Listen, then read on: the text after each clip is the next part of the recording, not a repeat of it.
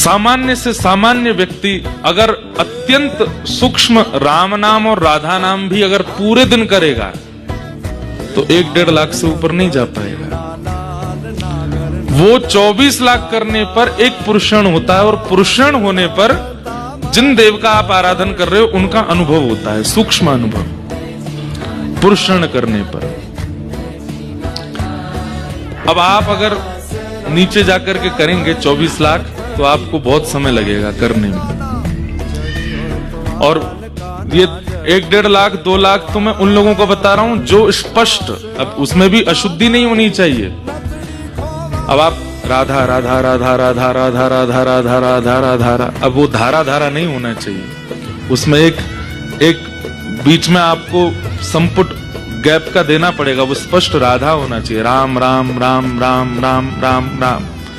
अब आप उसमें वो मरा मरा नहीं होना चाहिए, वो हो तो उसमें कोई दिक्कत नहीं है, पर जब आप अनुष्ठान में बैठते हैं तो आपको शुद्धि का ध्यान रखना पड़ता है, और उसमें भी मन में, बुद्धि में, नेत्र बंद करके विचारों में कुछ दूषितता नहीं आनी चाहिए। अगर दूषित भाव आया तो फिर दोबारा शुरू से करना पड़ेगा।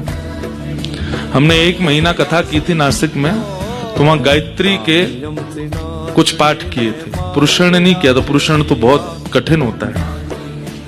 पर महाराज जी जिन्होंने कथा कराई उन्होंने नियम दिया, हमारे इतने खतरनाक नियम थे। सुबह 3 बजे उठो, उठ करके कक्ष में स्नान करो, फिर गंगा जी में स्नान करने जाओ, गंगा जी से स्नान करके आओ।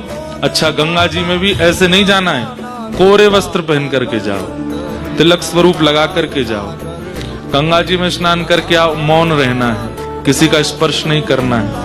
कोई कपड़े देने, साथ में सेवक जन जो रहते हमारे भाईजन सब, कोई कपड़े देने तो नीचे से लेते, भोजन थाली वो नीचे धर देते, वहां से हम उठाते, किसी का स्पर्श नहीं।